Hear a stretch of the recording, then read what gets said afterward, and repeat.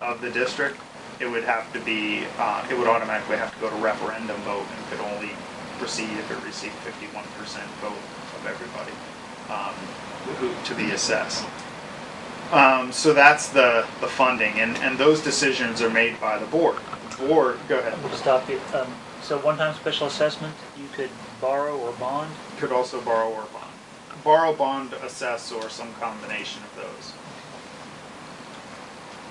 Just make sure I got them all. Yep. And that's obviously, I mean, if we talk about this entire concept, and I present this to the homeowners or business owners up on the mountain, nobody disagrees with any of the other ideas, right? And that's, I mean, we're generating more funds, we've got community representation, you know, we're able to handle our needs better. People are concerned about that assessment. All of a sudden, this district does have that authority, and I don't ever want to I don't ever want to be too subtle in presenting that concept, because it's true. The district has this ability. So those are the things that the district can do for its funding. Those decisions are made by the board. The board is made up of different stakeholder groups. The resort itself as the operator of the resort, and that will always be Snowshoe, right? And if Snowshoe wasn't Snowshoe, it would be someone Snowshoe, right? I mean, it's the resort operator. Has 2 of those board seats. 1 seat is elected by the owners of commercial property on the mountain, which may have resort aligned interests, but they also have their own particular interests, particularly in determining resort service fees and things like that. Right? That was called the commercial property owners. I will also tell you right now, Snowshoe has the majority of commercial property. We would own that seat. Okay.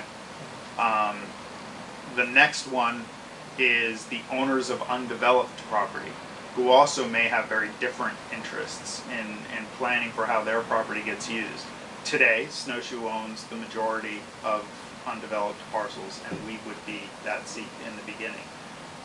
You know, as a resort development grows and matures, that's a seat that the resort operator typically gives up, because you start to develop properties and work with other partners to do those things.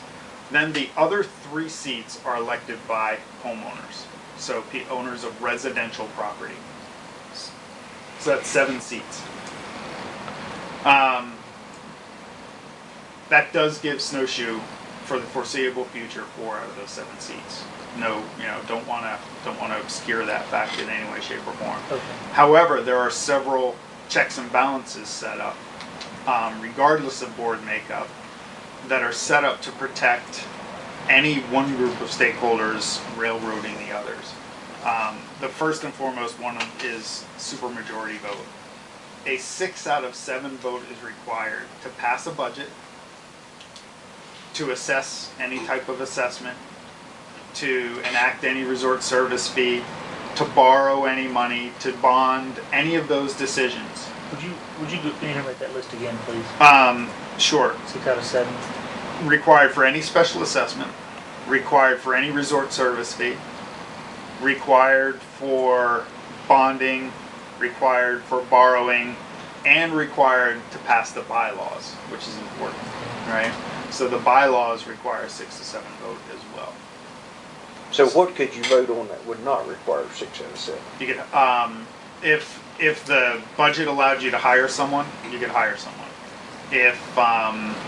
If you were trying to make decisions over how to work within that budget, a majority vote would be required. Budget adjustments, revisions. But exactly, those types of things. But you couldn't, you know, cross categories or things like that. Well, when you say you're going to hire someone, what would you physically hire somebody for? Well, so I'll give you the one example that stands out the most, because there is one more power of the district that I almost forgot to bring out, but it is important, is the district has the authority to hire its own certified law enforcement personnel, called district rangers. I've spoken to each of you individually. So when I speak to homeowners, I will tell you that they understand that they pay taxes but don't get to vote. They know that, right? Homeowners believe that the county does not respect the taxes, the contributions that they make. That's something that I've not hidden. You know, when I talk to you guys, there is a belief in that, and I've said, you know, that we discuss that when I represent the community, I do say that, and that one area in particular that the resort and the county have tried to work on, but have not really been able to come to conclusions, would be law enforcement. We believe that with the taxes paid, more consistent law enforcement up on the mountain should be something that the county should provide. With that said, if the county is not willing to provide that law enforcement, we have set up a provision that allows us to do it ourselves. Right? So just like a municipality might decide to have a municipal police force, the district can have a police force called the district rangers.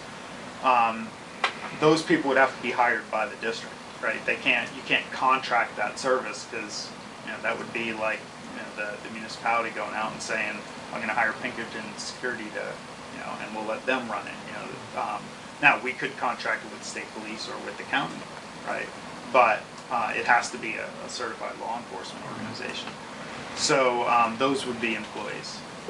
If the district developed over time to truly taking on all of the services that the resort currently provides, it would need a district manager at that point, right? And the district could hire that district manager, and those personnel decisions don't require a 6 out of 7 as of today. If in the formation of the bylaws it was decided by the people creating the bylaws that was needed, that could be included. And I want to touch on the bylaws, because that's been a really controversial piece of this whole thing. And I've had individuals come to me and say, we want to see the bylaws before we're willing to vote on this. And I've said, well, I can't provide you the bylaws because we don't have a board. The board has to create the bylaws. If I were to try to create the bylaws, they are not necessarily representative of the people who, and I specifically say, the 3 people elected by property owners have got to be at that table before we can create bylaws. And we've had people, say, well, just use that group of owners that have helped you create the legislation. I said, well, that's great, but those people weren't elected either, right? And I've had people give me opinions on what a bylaw should be.